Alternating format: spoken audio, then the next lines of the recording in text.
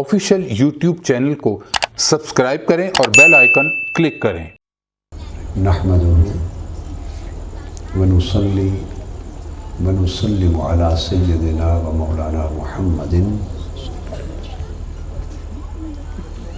रसूलिहिन नबिय्यिल अमीनिल मकीनिल हनीनिल करीमिल रऊफिर रहीम।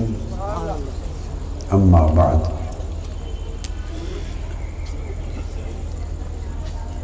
फ़अऊज़ु बिल्लाहि मिनश शैतानिर रजीम। बिस्मिल्लाहिर रहमानिर रहीम। या अय्युहल्लज़ीना आमनू आमिनू सदक़ल्लाहु मौलाना अज़ीम।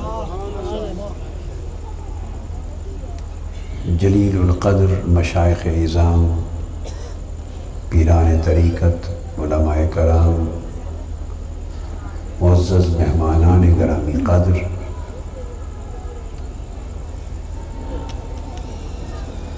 रहनुमायाने मसलक अहल सुन्नत, मुअज़्ज़ज़ हाज़रीन, शुरकाए मजलिस, अज़ीज़ तलबा और जामिया हाज़ा के जुमला मुंतज़िमीन और मुतअल्लिक़ीन। मुख्तसर से वक्त में जो बात समझाना चाहता हूँ वो ये कि ईमान क्या है। एक नुक्ता समझा देता हूँ थोड़े से वक्त में इख्तिसार से। मैंने एक आया करीमा का इब्तदाई हिस्सा तिलावत किया है जिसमें अल्लाह ताला ने फरमाया कि ऐ ईमान वालो ईमान ले आओ, ऐ ईमान वालो ईमान ले आओ। ईमान वालों को ईमान लाने का कहना इस बात का इशारा देता है कि ईमान की हकीकत को समझना चाहिए।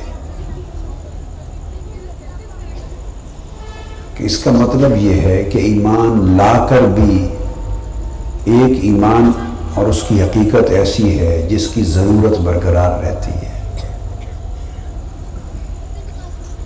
सो ईमान क्या है, अब मैं बिल्कुल इख्तिसार से बात को समझा दूंगा और आगे बढ़ जाऊंगा, तफसील में नहीं जाऊंगा। चूँकि मदारिस में इल्म पढ़ाया जाता है तो ईमान और इल्म का ताल्लुक़ समझाना चाहता हूँ। इल्म जानने को कहते हैं। इल्म किसे कहते हैं? किसी चीज़ को भी आप जान गए तो ये इल्म है। किसी चीज़ को भी आप जान गए तो ये इल्म है। गलत जान गए तो गलत इल्म है, सही जान गए तो दुरुस्त इल्म है। मगर जानना इल्म है और ईमान जानने को नहीं कहते। ईमान जानने को नहीं कहते, ईमान मानने को कहते हैं। इल्म जानना है और ईमान मानना है। अब मानना जो ईमान है उसके लिए इल्म का होना, किसी लंबे चौड़े इल्म का होना शर्त नहीं है।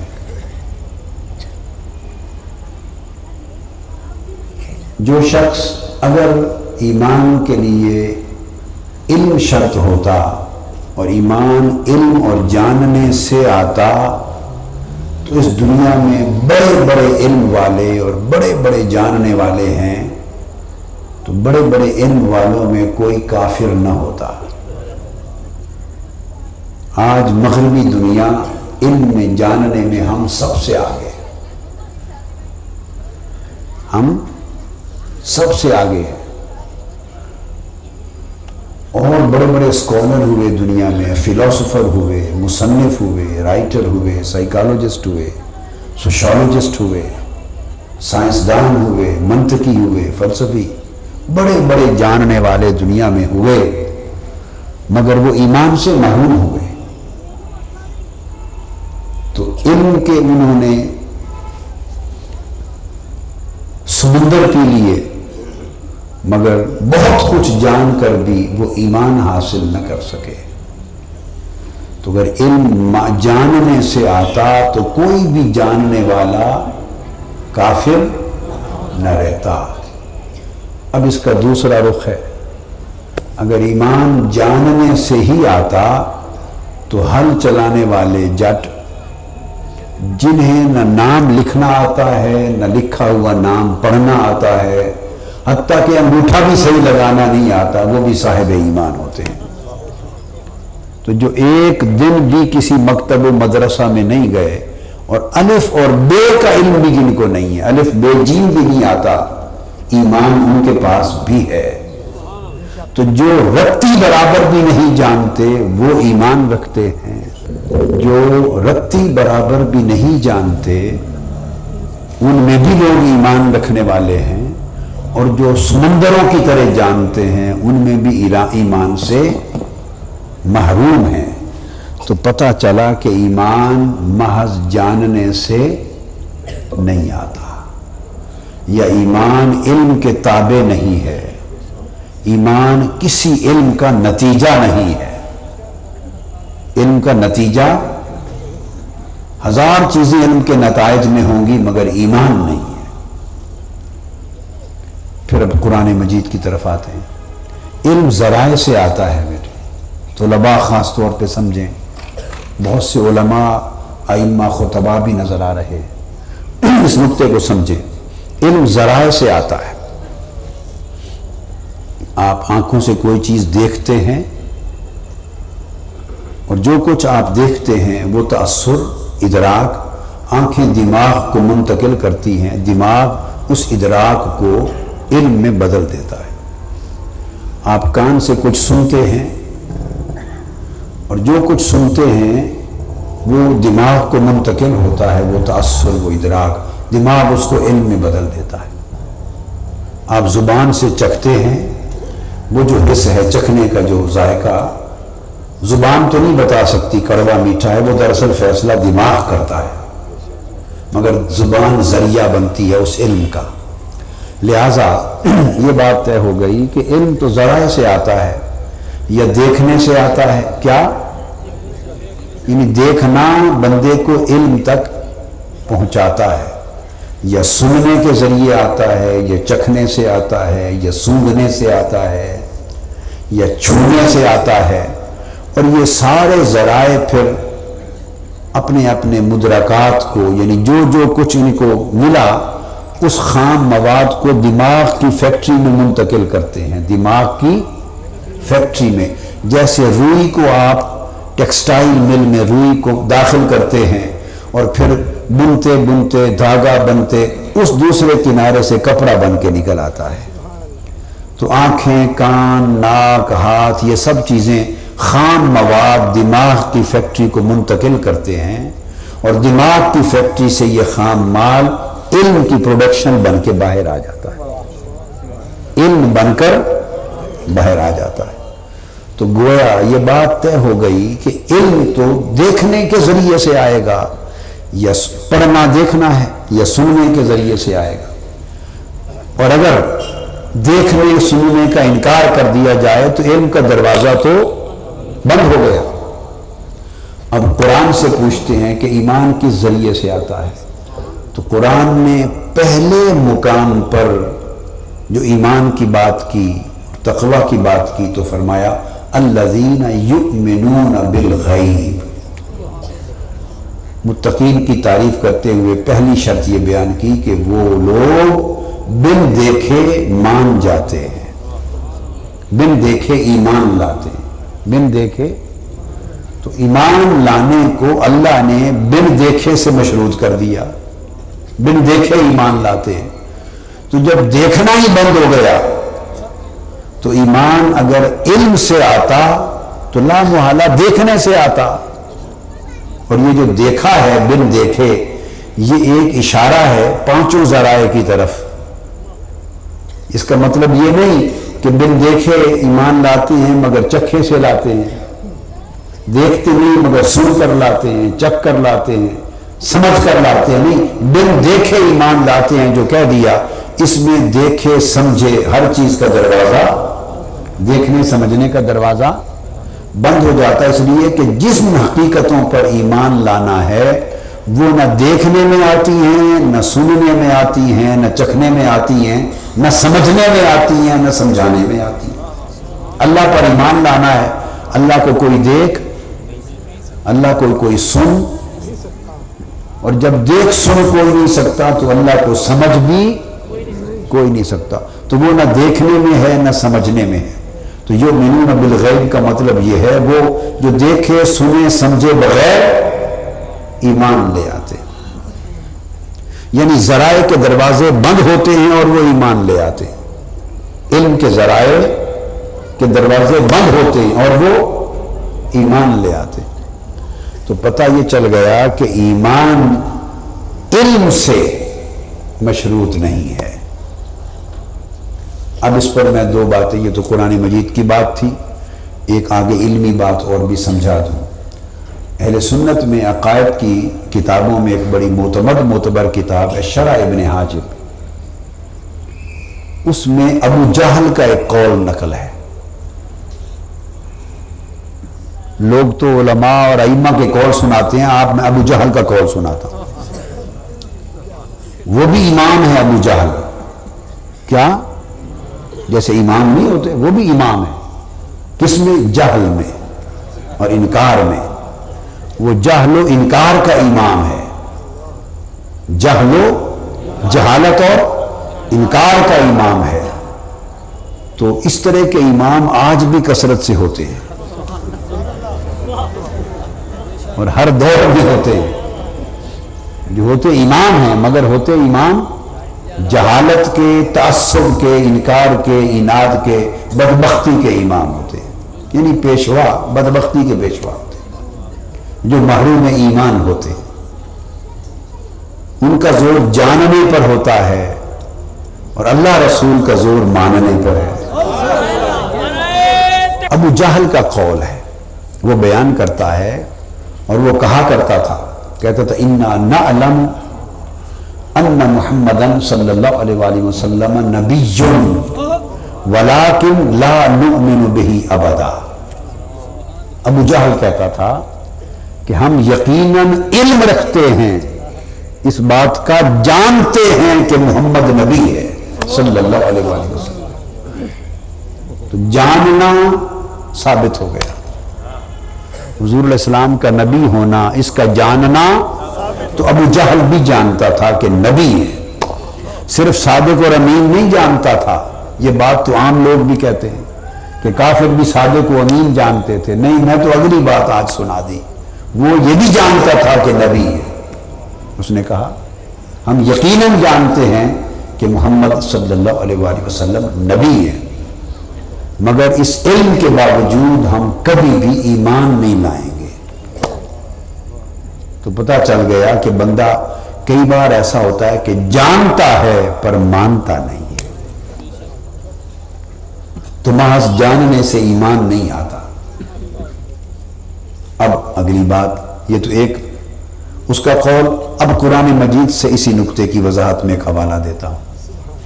یہود حضور صلی اللہ علیہ وسلم کے نبی ہونے کو جانتے بھی تھے، پہچانتے بھی تھے۔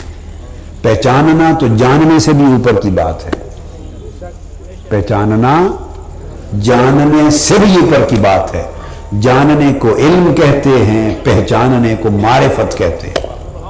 یہودیوں کو حضور علیہ السلام کے نبی ہونے کا صرف علم ہی نہ تھا، معرفت بھی تھی۔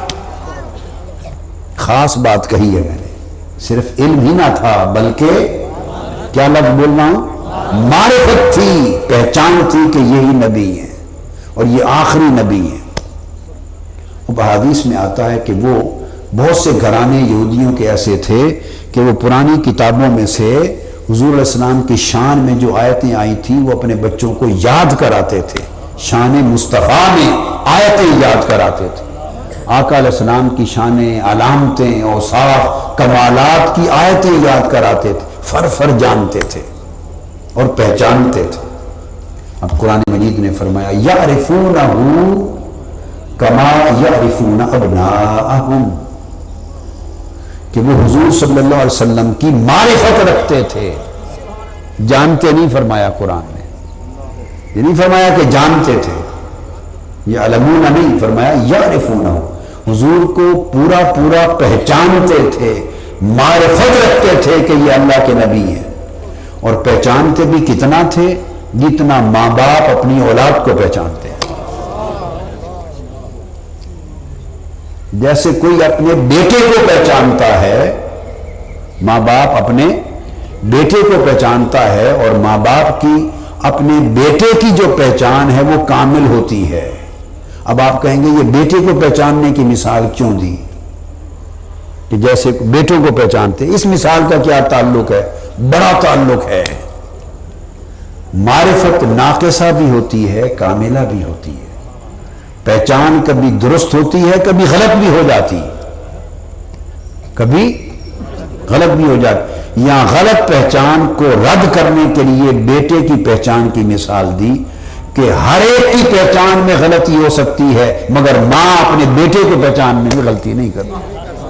آپ 100 بچے ایک ہی شکل کے پوری دنیا سے اکٹھے کر کے چھوڑ دیں، ہم عمر، ہم شکل، ہم رنگ ایک جیسے 100 بچے اکٹھے کر کے چھوڑ دیں، کھیل رہے ہو، اور استاد کو نہ کہیں، استاد کی پہچان غلط ہو سکتی، بھائی کی پہچان غلط ہو سکتی، باپ کی پہچان بھی غلط ہو سکتی۔ میرے ساتھ ایک واقعہ بیتا ہے زندگی میں۔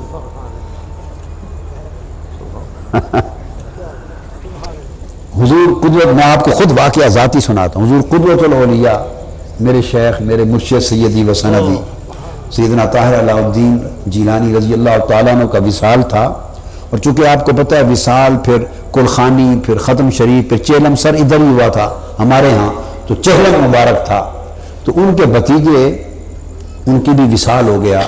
چترال سے سید معز الدین گیلانی صاحب تشریف لائے ہوئے تھے، عمر رسیدہ تھے، تو گھر میں تھے، بہت ساری خواتین جمع تھی۔ تو جنگ سے ہماری ایک ملنے والی فیملی میں بیٹیوں کی طرح اس کا آنا جانا کثرت سے ہے، وہ بچیاں آئی ہوئی تھی، اور میرے بچوں کو اٹھانا کھلانا ان کا معمول ہے، بہت قربت ہے ان کی۔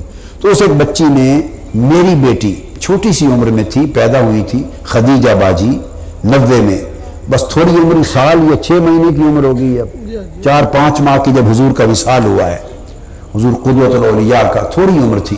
تو میری اپنی بیٹی کو اس نے اٹھایا ہوا تھا، کافی ساری عورتوں کا رش تھا، تو سب مجھے کہہ رہی تھی بھی آپ میرے لیے دعا کے لیے کہیں، میرے لیے دعا کے لیے کہیں، آپ فرمائیں میرے لیے دعا۔ تو میں کھڑا تھا اندر، گھر میں مستورات تھی، میں کہتا رہا، جب اس بچی کا کہا، اس نے اشارہ کیا بھی حضور کی بلا میرے لیے بھی دعا کے لیے کہیں، تو اس نے اٹھایا ہوا تھا، میں نے کہا حضور اس کے لیے بھی دعا فرمائیں، یہ اس کی بچی ہے، اس کے لیے بھی دعا فرمائیں۔ تو بیگم صاحبہ پاس کری تھی، وہ ہنس کے میرا ہاتھ پکڑ لیا، اس نے کہا آپ کی اپنی بیٹی ہے، وہ کس کی بنا رہے ہیں؟ تو میں چونک اٹھا، میں نے کہا انا للہ و انا الیہ۔ تو میں نے یہ آپ کو خود واقعہ سنایا اس لیے کہ باپ کی پہچان میں بھی مغالطہ ہو سکتا ہے، مامتا کی پہچان میں مغالطہ نہیں ہوتا۔ تو فرمایا ماں باپ کو پھر اجمالاً کہہ دیا جاتا ہے کہ 100 بچے کھیل رہے ہوں، اور اب ماں باپ کو کہہ دیں یا ماں کو کہہ دیں اپنے بیٹے کو پہچان لو، وہ ٹٹول کے چہرے انگ ڈھنگ دیکھ دیکھ کے نہیں پہچانے گی، چھوٹے گی، سیدھا جا کر 100 میں سے اپنے بچے پہ ہاتھ رکھ لے گی۔ تو ان کی پہچان بیٹے کے لیے کبھی غلط نہیں ہوتی۔ تو یہ چونکہ ایک معروف بات ہے، لہذا اس کا تصور رکھتے ہوئے مثال دی تاکہ لوگوں کو سمجھ آ جائے، جس طرح تم اپنے بیٹے کی پہچان میں کبھی مغالطہ نہیں کرتے، سن لو یہودی اس سے بھی کامل پہچان مصطفیٰ کی رکھتے ہو۔ تو وہ جانتے بھی تھے، پہچانتے بھی تھے، مگر ایمان نہیں تھا، مانتے نہیں تھے۔ تو پتہ چل گیا کہ ایمان محض جاننے سے بھی نہیں آتا، اور محض پہچاننے سے بھی نہیں آتا۔ اب سوال پیدا ہوگا کہ ایمان جب علم سے بھی نہیں اور معرفت سے بھی نہیں، ہاں بعد میں ایمان اگر پہلے آ جائے اور علم اور معرفت اس کے تابع ہوں تو وہ پھر سمر جاتے ہیں، وہ کامل ہو جاتے ہیں، وہ پھل لاتے ہیں، پھر علم اور معرفت پھل دیتے ہیں اگر ایمان کے تابع ہو جائے۔ مگر یہ کہ ایمان آیا نہ ہو اور سمجھیں کہ علم اور پہچان کے ذریعے آ جائے، علم اور پہچان کے ذریعے نہیں آتا۔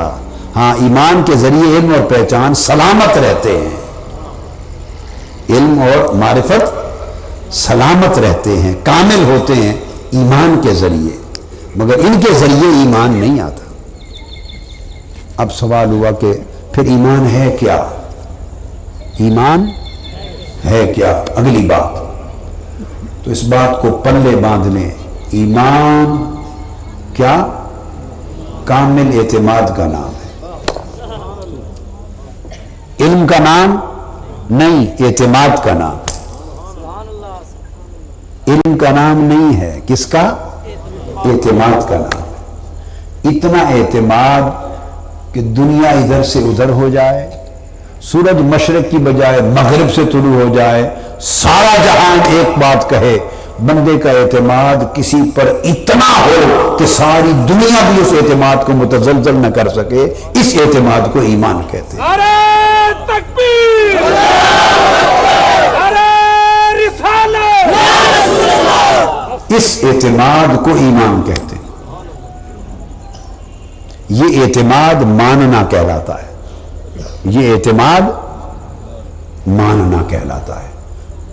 اب اگلا جو بڑی لطیف بات اہل علم کے لیے، طلبہ بھی، اساتذہ، ائمہ، خطبہ سب توجہ سے سنیں، اگلا سوال پیدا ہوگا کہ ایمان اگر اعتماد کا نام ہے تو اعتماد کس پر؟ یہ اتفاق سے ہمارے مولانا صاحب نے جو ایک واقعہ بیان کر دیا وہ غالباً وہ بٹخیلہ کا ہے، سوات کا ہے، بٹخیلہ سوات کا واقعہ ہے، بڑی مدت پرانی بات ہے، بیان کر دیا۔ تو اتفاق سے اسی سے متعلق ایک بات آ گئی کہ آپ پھر اگلا سوال کریں گے کہ اگر ایمان اعتماد کا نام ہے تو اعتماد کس پر؟ تو عزیزان محترم یہ نقطہ سمجھانا چاہتا ہوں، یہ نقطہ شاید جانتے تو بہت سے ہوں گے مگر کہنے کی جرت کم لوگ کریں، مگر ہم تو کہ ڈرا نہیں کرتے، کبھی ڈرا نہیں کرتے، اس لیے ہم جرت سے جو بات حق ہو وہ کہہ دیتے ہیں۔ نعرہ تکبیر، نعرہ رسالت۔ اب بعض لوگ اس کا جواب دیں گے کہ ایمان اعتماد کا نام ہے، تو اعتماد کس پر؟ سب سے پہلے اللہ پر، وہی پھر فرشتوں پر، پھر کتابوں پر، پھر نبیوں پر، کہ ایمان پہلے اللہ پر پھر نبی پر، یہ ترتیب بیان کریں گے۔ تو میں نے کہا اگر کسی کی طبیعت جو سودا دینے والا ہوں اس کو لینے کو قبول نہ کرے، اس کی مرضی 100 بار قبول نہ کرے، مگر اتنی بات سن لے کہ سودا حق یہی ہے، حق یہی ہے۔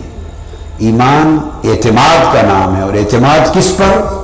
لوگ کہیں گے بعض آپ کو پہلے اللہ پر اور اللہ کے ذریعے سے پھر رسول پر، کیونکہ رسول اللہ کا بھیجا ہوا ہوتا ہے، رسول کو نبوت اور رسالت کون دیتا ہے؟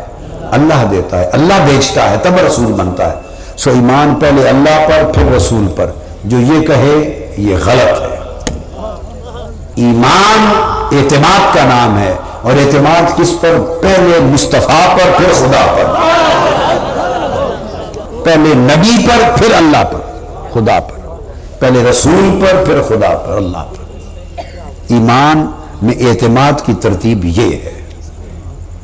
اگر یہ ترتیب سمجھ میں آ جائے تو مسلکوں کے جھگڑے ختم ہو جائیں۔ یہ جو جھگڑے مناظرے ہوتے ہیں، بعض لوگوں نے ایمان کو الٹی سمت سے پکڑا ہوا ہے، ان کو سیدھی الٹی سمت کی سمجھ نہیں رہی، سیدھی اور الٹی سمت کی سمجھ نہیں رہی۔ تو ایمان اعتماد کا نام، اور اعتماد پہلے مصطفیٰ پر اور مصطفیٰ کے ذریعے سے خدا پر، پہلے نبی پر پھر خدا پر۔ اب آپ کہیں گے کہ یہ کیسے بات ہو گئی؟ آپ سمجھا دیتا ہوں۔ نبی مخبر کو کہتے ہیں، یہ تو لغت کی بات ہے، شریعت کی بات ہے، قاعدے کی بات ہے، علم صحیح کی بات ہے، اس میں کوئی دوسری رائے نہیں ہو سکتی۔ نبأ سے نبی خبر دینے والے کو کہتے ہیں، مخبر کو کہتے ہیں۔ کیا بولیے؟ اور یہ قرآن سے بھی ثابت ہے، لغت ادب اور عربی لغت تو اپنی جگہ ہے ہی، مگر قرآن سے بھی یہی ثابت۔ تو یاد رکھ لیں، نبی کس کو کہتے ہیں؟ مخبر کو، خبر دینے والا، اللہ کی خبر دینے والا، غیب کے عالم کی خبر دینے والا، عالم غیب کی خبر دینے والا۔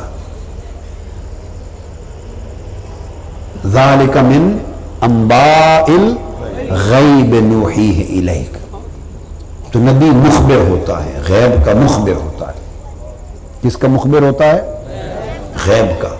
ریڈیو اور ٹیلی ویژن بھی مخبر ہے، مگر وہ نبی نہیں، چونکہ وہ عالم شہادت کی خبر دیتا ہے، اور جو عالم غیب کی خبر دے وہ نبی ہوتا ہے۔ نبی عالم غیب کی خبر دیتا ہے۔ تو بحث ختم ہو جاتی، لوگ اس میں بھی جھگڑا کرتے رہتے ہیں کہ غیب کا علم ہے یا نہیں۔ کتنی جہالت اور بدبختی کی بات ہے، نبی مخبر ہی غیب کا ہے، اگر غیب کا علم نہیں تو خبر کس کی دیتا ہے؟ نبی مخبر ہی غیب کا ہے، اور اگر خبر نہیں، علم نہیں، تو خبر کیسی دیتا ہے؟ اب میری بات کو سمجھ گئے نا؟ تو نبی چونکہ مخبر ہے، اور اس کے نبی ہونے کی شرط یہ ہے کہ وہ غیب سے باخبر ہو، ورنہ نبی نہیں ہے۔ تو تعجب کی بات ہے کہ یہ بحث کی جائے کہ نبی کو غیب کا علم ہے یا نہیں، اس سے بڑی جہالت کوئی نہیں ہے۔ ساتھ نبی کہہ رہے ہیں اور ساتھ یہ بحث کر رہے ہیں کہ ان کو علم غیب ہے یہ نہیں۔ اللہ کے بندو، مت ماری گئی ہے، مت ماری گئی ہے، ہوش نہیں رہا کہ لفظ بولا نبی، کیا یعنی یہ اس طرح کی بات ہے، کوئی کہے کہ یہ پی ایچ ڈی ہے، یہ جو ڈاکٹر صاحب ہیں پی ایچ ڈی، یہ پڑھنا لکھنا بھی جانتے ہیں یا نہیں؟ یہ ڈاکٹر سرفراز نعیمی صاحب پی ایچ ڈی ہیں، کوئی کہے سرفراز نعیمی صاحب جو پی ایچ ڈی ہیں، ڈاکٹر ہیں، یہ لکھ پر کتاب پڑھ لیتے ہیں یا نہیں؟ پاگل آدمی ہے۔ ساتھ ان کو پی ایچ ڈی کہہ رہے ہو، ساتھ پوچھتے ہو پڑھ لکھ، تو پڑھ لکھے بغیر پی ایچ ڈی ہو جاتا ہے بندہ۔ میری بات سمجھے ہیں نا؟ کوئی کہے کہ یہ ڈاکٹر ہے، M B B S doctor ہے، M B B S doctor ہے، تو ذرا علاج معالجہ بھی کر لیتا ہے یا نہیں؟ تو ڈاکٹر ہوتا کیا ہے؟ علاج معالجہ ہی تو سیکھ کر ڈاکٹر بنتا ہے۔ آپ کہیں گے یہ انجینئر صاحب ہیں، یہ انجینئر ہیں، یہ یو ای ٹی سے، یونیورسٹی آف انجینئرنگ سے انجینئر صاحب ہیں۔ میں سوال کرنا چاہتا ہوں آپ سے، جی بتائیں، آپ انجینئر ہیں تو یہ جو تھوڑی سی انجینئرنگ آپ کو آتی ہے یا نہیں آتی؟ اس نے کہا تو پھر انجینئرنگ نہیں آتی تو انجینئر کس نے بنایا؟ میری بات آپ سمجھے نا؟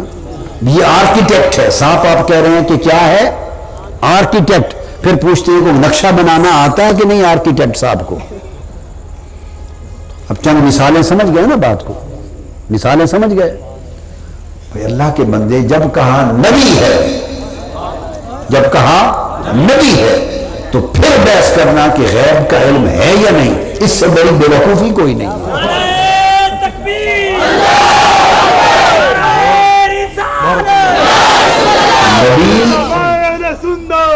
نبی غیب کی خبر دینے والے کو نبی کہتے ہیں۔ تو خبر بغیر علم کے ہوتی ہے؟ خبر بغیر علم کے تو نہیں ہوتی۔ تو خیر میں بات کر رہا تھا کہ اعتماد پہلے کس پر، نبی پر یا خدا پر؟ اللہ پر۔ میں نے کہا اعتماد پہلے نبی پر۔ اب یہ بات سمجھا رہا تھا کیسے۔ نبی کہتے ہیں مخبر کو، کیا؟ خبر دینے والا، کیا؟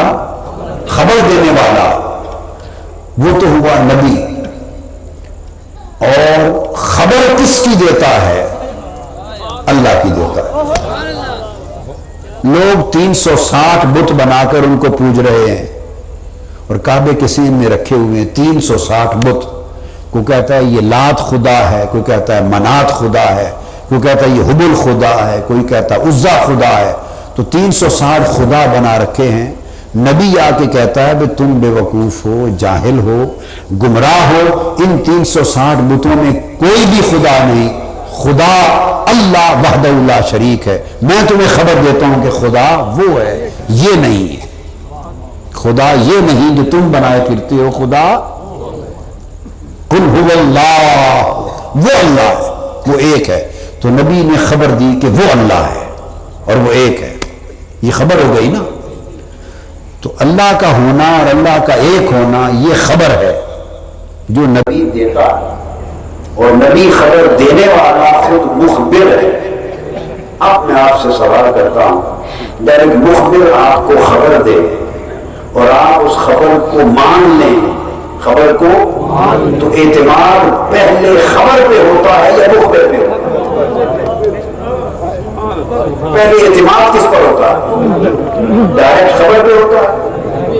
خبر کو تو آپ جانتے ہی نہیں، خبر کو تو آپ جانتے ہی نہیں، آپ تو مان رہے ہیں اس خبر کو صرف مخبر کے کہنے پر، مخبر کے کہنے پر مان رہے ہیں. مخبر نے کہا خدا ایک ہے، آپ نے کہہ دیا خدا ایک ہے. اس نے کہا یہ 300 سال خدا نہیں، ایک خدا ہے نا آپ کا. کوئی آپ کو کہے خدا چھوڑ دو، چھوڑتے ہیں؟ ایک خدا کو چھوڑنے کے لیے تیار نہیں. اور قربان جاؤں ان پر جنہوں نے مصطفیٰ کے کہنے پر 300 سال خدا چھوڑ دیا. کیا سمجھتے ہیں؟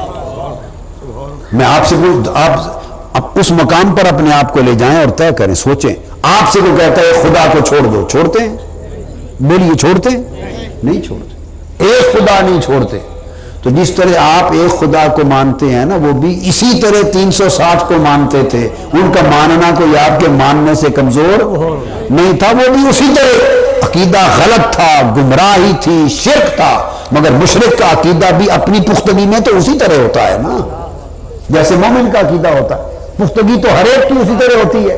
مرزائی ہے، قادیانی اپنے عقیدے میں پختہ تو رسی بندی ہے نا. کوئی گمراہ ہے، حق پر ہے، عیسائی ہے، مسیحی ہے، آتش پرست ہے، مجوسی ہے، مشرک ہے، مومن ہے، موحد ہے، بھئی جس کا جو بھی عقیدہ ہو، جب تک وہ اس عقیدے پر ہے اس عقیدے میں اسی طرح قائم ہے جس طرح آپ اپنے عقیدے پر.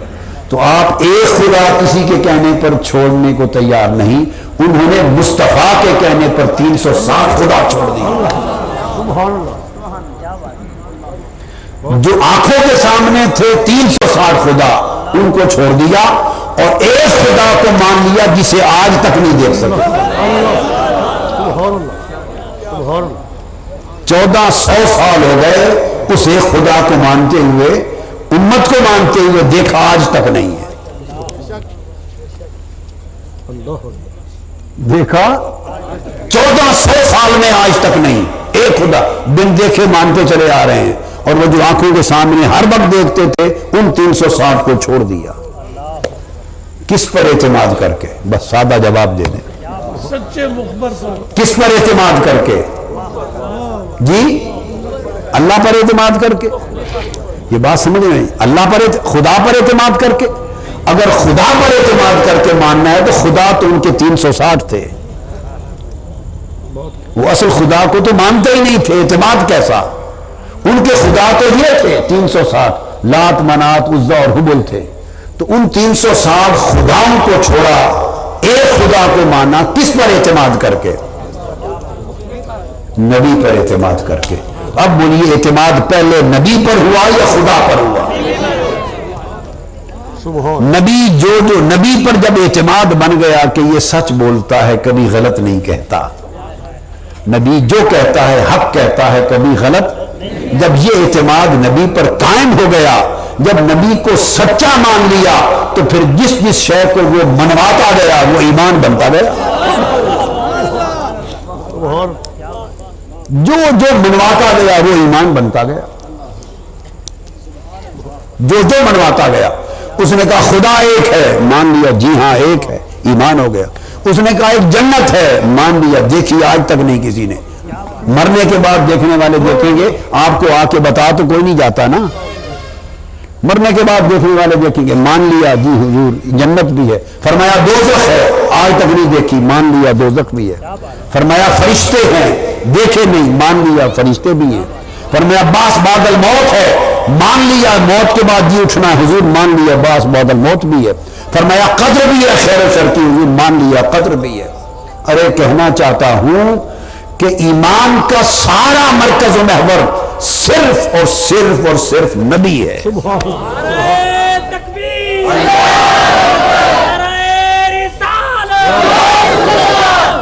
یہ چونکہ طلباء اساتذہ علماء کی ایک مجلس ہے نا، اس لیے ایک طرح کا میں سبق جیسے ہوتا ہے طلباء کے لیے وہ اس انداز کی بات سمجھا رہا ہوں تاکہ پکے کر کے باندھ لیں۔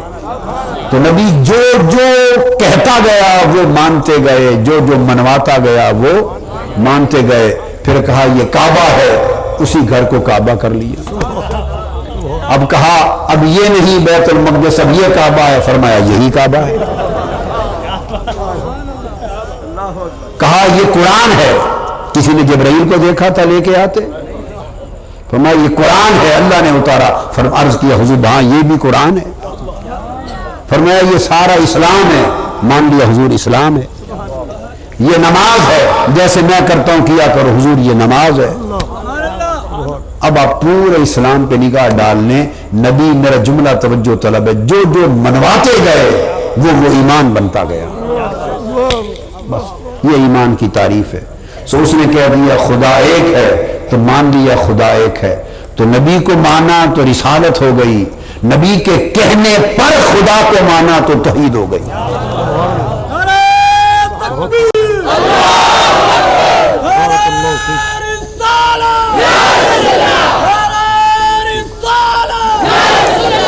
اور ایک بات بہت زور کی کہہ دیتا ہوں اور گھبرائیں نہیں، کیا ذمہ دار میں ہوں، گھبرائیں نہیں، اور کسی کی سمجھ میں نہ آئے کوئی الجھے تو اس کو اتنا کہہ دیں کہ اس بات پر جھگڑا نہ کرو، اگر یہ غلط ہے تو دلیل دے دو بس۔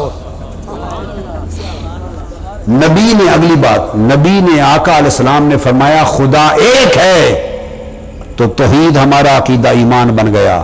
خدا کی عزت کی قسم مصطفیٰ کہہ دیتا خدا دو ہے، یہی ایمان ہو جاتا۔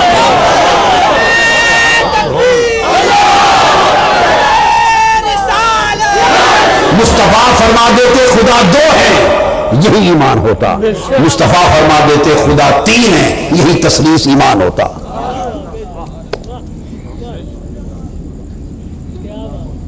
بس اتنی سی بات، یہ ایمان ہے، یہ ایمان ہے۔ اب اس پر ایک حدیث کوٹ کرتا ہوں۔ حدیث پاک میں ہے کہ حجت الوداع کے موقع پر جب 1.25 لاکھ صحابہ کو آقا علیہ السلام خطاب فرما رہے تھے جبل نور سے، خطبہ حجت الوداع خطاب فرما رہے تھے، اس خطاب کے دوران ایک مقام ایسا آیا کہ آقا علیہ السلام نے صحابہ کرام کے جمع غفیر سے پوچھا ایو یوم ھذا، یہ کون سا دن ہے آج؟ آج کون سا دن ہے؟ تو بولیے کون سا دن تھا؟ 9 ذی الحج تھا نا، حج کا دن تھا۔ حج کا خطبہ ارشاد فرما رہے تھے، کیا؟ حجت الوداع، حج کا خطبہ ارشاد۔ آقا علیہ السلام نے پوچھا ایو یوم ھذا، آج کون سا دن ہے؟ تو جواب کیا بنتا تھا؟ حضور حج کا دن ہے۔ 1.25 لاکھ صحابہ تھا۔ اب بتاتا ہوں کہ ایمان ہم کیا سمجھے پھرتے ہیں اور ایمان صحابہ نے کیا سمجھا تھا۔ ہم باتیں تو بڑی کرتے ہیں صحابہ کرام کی پیروی کی اور صحابہ کے دفاع کی اور صحابہ کی وکالت کی اور صحابہ کی شان کی اور صحابہ کی پیروی کی باتیں بڑی کرتے ہیں، سمجھو بھی کہ صحابہ تھے کون۔ 1.25 لاکھ صحابہ۔ آپ نے پوچھا آج کون سا دن ہے؟ جواب میں صحابہ نے کہا اللہ اعلم ورسولہ، حضور اللہ اور اس کا رسول ہی بہتر جانتا ہے۔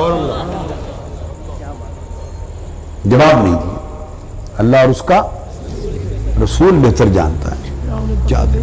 بولیے پتہ نہیں تھا انہیں کہ آج حج کا دن ہے، مگر یہ نہیں کہا حضور حج کا دن ہے، آج کیا نہیں حضور اللہ اس کا رسول ہی بہتر جانتا ہے۔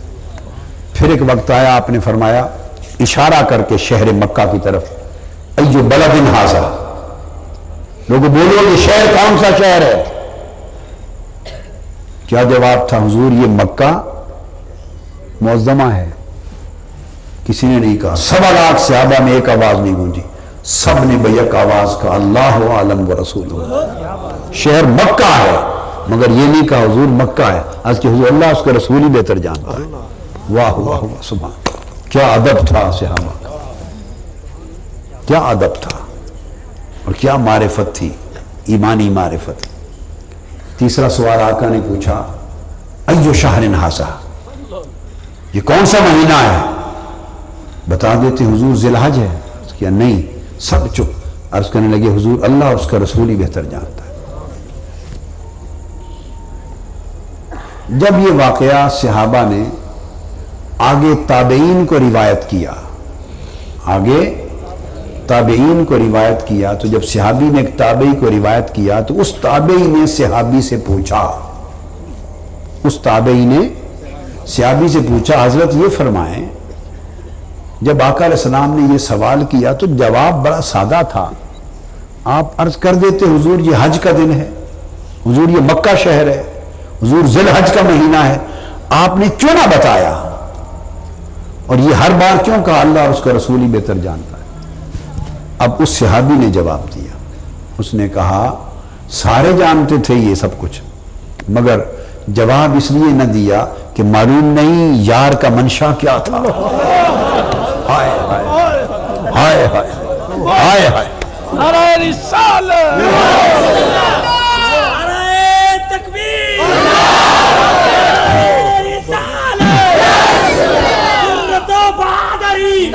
معلوم نہیں حضور کا منشا کیا تھا، ہم کیا جواب دیتے؟ اور کہتے ہیں خدا کی عزت کی قسم، جب شہر مکہ کی طرف اشارہ کر کے پوچھا یہ بلد ھذا کون سا شہر ہے، ہم کیا جواب دیتے؟ اگر حضور فرما دیتے ہم کہہ دیتے مکہ ہے، اور حضور فرما دیتے نہیں یہ مدینہ ہے، خدا کی عزت کی قسم ہم اسی کو مدینہ سمجھنے لگ جاتے ہیں۔ جب پوچھا یہ مہینہ کون سا ہے، اگر حضور فرما دیتے یہ ذی الحج نہیں محرم ہے، ہم اس دن سے اسی کو محرم سمجھنے لگ جاتے ہیں۔ 9 ذی الحج کو فرما دیتے یہ 12 ذی الحج ہے، مثال دے رہا ہوں، خدا کی قسم اسی دن 12 ذی الحج سمجھنے لگ جاتے کہ حج بھی 12 ذی الحج کو ہوتا ہے۔ اب بات کو سمجھے نا، میں نے کہا تھا مصطفیٰ نے کہا خدا ایک ہے، توحید ہمارا ایمان بن گئی، اللہ کی عزت کی قسم حضور فرما دیتے خدا 2 ہیں یہی ایمان ہوتا، اگر فرما دیتے 3 ہیں یہی ایمان ہوتا، کیوں کہ یہی خبر اللہ کی طرف سے ہوتی۔ وما ينطق عن الهوى ان هو الا وحی یوحی، وہ جو فرماتے ہیں وہ کلام خدا ہوتا ہے، وہ پیغام خدا ہوتا ہے۔ سبحان اللہ۔ تو لہذا ایمان حضور پر اعتماد کا نام ہے، ایمان اعتماد کا نام ہے، اور حضور کے ذریعے اللہ پر اعتماد کا نام، اور ہر اس شے کا جس کا حضور نے منوا دیا اس کو اعتماد کر لیا، یہ ایمان کا پورا پروسیس ہے۔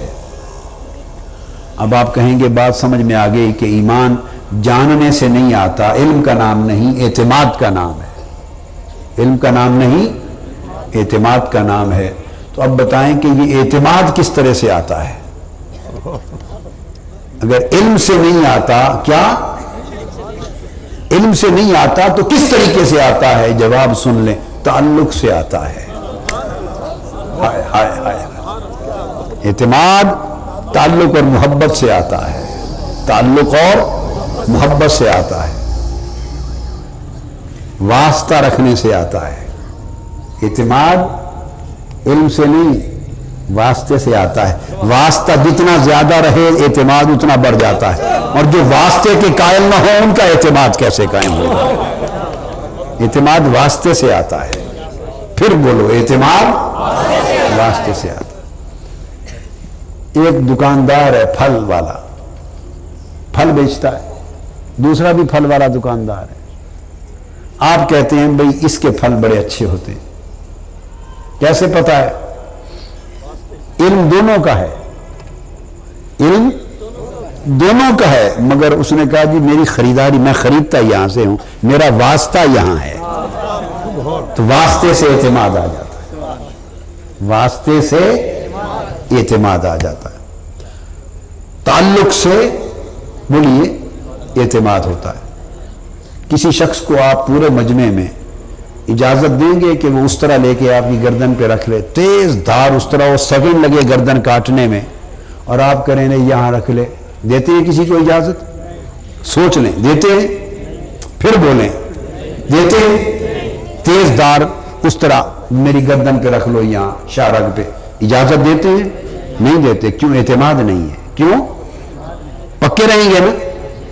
अब नहीं है। हर हफ्ते हजाम उस तरह आपकी गर्दन पे रख के बैठा होता है।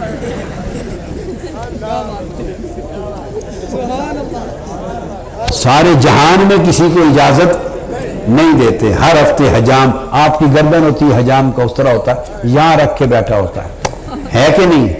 क्यों? एतमाद है। और एतमाद क्यों है? उससे हर वक्त वास्ता और ताल्लुक रहता है। हर वक्त वास्ता हो, उस हर वक्त के वास्ता और ताल्लुक ने एतमाद बना लिया है। लोगों, जिससे भी वास्ता और ताल्लुक हर वक्त रहे, एतमाद कामिल होता है, वही ईमान बनता है। अगर बारगाह मुस्तफ़ा से वास्ता और ताल्लुक कामिल हो तो वही ईमान कामिल होता है। और अगर आपने वास्ते का इनकार कर दिया तो ईमान कहाँ रहा हो? मिलेगा कहाँ से? वास्ते का इनकार कर दिया तो फिर मिलेगा कहाँ से? ईमान तो आना ही हुजूर पर एतमाद से था, और एतमाद आना हुजूर के वास्ते से था कि कितना वास्ता और ताल्लुक है बारगाह मुस्तफ़ा में, उसी से एतमाद, फिर उसी एतमाद से ईमान बनना था। तो ये हम तो रास्ता ही गलत चल पड़े, रास्ता ही गलत चल पड़े। अब बात को खत्म करने के लिए आखिरी नुक्ता, अब आप सवाल करेंगे जी हम समझ गए कि ईमान इल्म से नहीं आता, एतमाद, अब मैं याद करवा रहा हूं, कंक्लूड कर रहा हूं सबक। ईमान इल्म से नहीं आता, एतमाद से आता है, और एतमाद ताल्लुक से आता है। क्या? ताल्लुक और वास्ते से आता है। अब आप कहेंगे कि अब उतना भी बताते जाएं कि वो ताल्लुक कैसे पैदा हो, ताल्लुक कैसे पैदा हो। अब अभी तक कोई बात मुश्किल तो नहीं बताई ना? वो होगी मुश्किल, जितनी भी होगी अहले इल्म जानते हैं, मगर आपके लिए तो पानी की तरह आसान हुई ना। अब आखिरी बात भी पानी की तरह आसान ही करता हूं कि ताल्लुक कैसे आता है, ये सवाल हुआ। हाँ, इसका जवाब सुन लें। आपस में अगर आप अजनबी हों, क्या जान पहचान मुलाकात न हो और ताल्लुक पैदा करना चाहें तो आप आपस में क्या करते हैं? मैं कुछ नहीं बोलूंगा, आप जवाब दें। दो अजनबी मिलें और ताल्लुक पैदा करना चाहें, वास्ता ताल्लुक बनाना चाहें, तो क्या इब्तिदा करते हैं? सलाम करते हैं। सलाम से ही इब्तिदा होती है ना ताल्लुक की। तो लोगों, जिस तरह तुम्हारे ताल्लुक की इब्तिदा सलाम से होती है, इसी तरह उम्मती के मुस्तफा से ताल्लुक की इब्तिदा भी सलाम से होती है। सल्लल्लाहु अलैहि वसल्लम।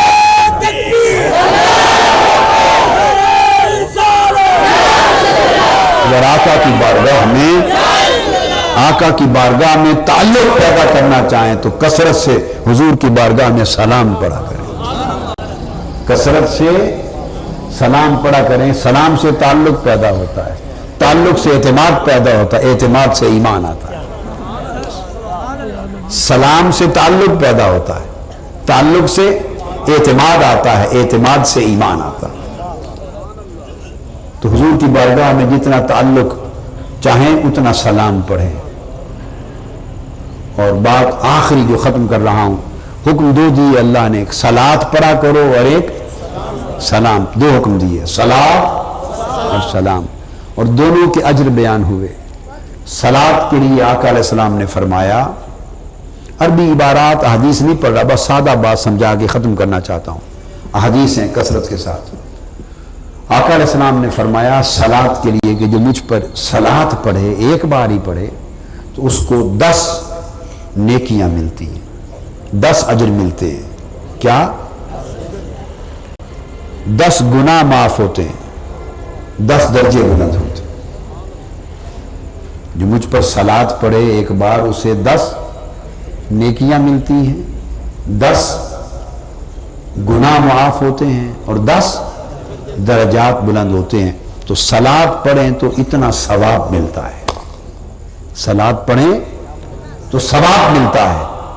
और सलाम के लिए आका अलैहिस्सलाम ने फरमाया, कोई मुसलमान मेरा उम्मती जहां भी हो मुझ पर सलाम पढ़े तो अल्लाह ने मेरी रूह मुझ में वापस लौटा दी हुई है, मैं उसके सलाम का जवाब देता हूं। तो लोगों सुन लो, ये निचोड़ बता रहा हूं, درود سے ثواب ملتا ہے، سلام سے جواب ملتا ہے۔ درود پڑھیں تو ثواب ملتا ہے، سلام پڑھیں تو جواب ملتا ہے۔ اس لیے زاہد لوگ کیا صلاۃ میں کثرت کرتے ہیں کیونکہ ثواب کے طالب ہیں، عاشق لوگ سلام میں کثرت کرتے ہیں کہ جواب کے طالب ہیں، کہ یار کا جواب ملے۔ وما علینا الا البلاغ۔ آفیشیل یوٹیوب چینل کو سبسکرائب کریں اور بیل آئیکن کلک کریں۔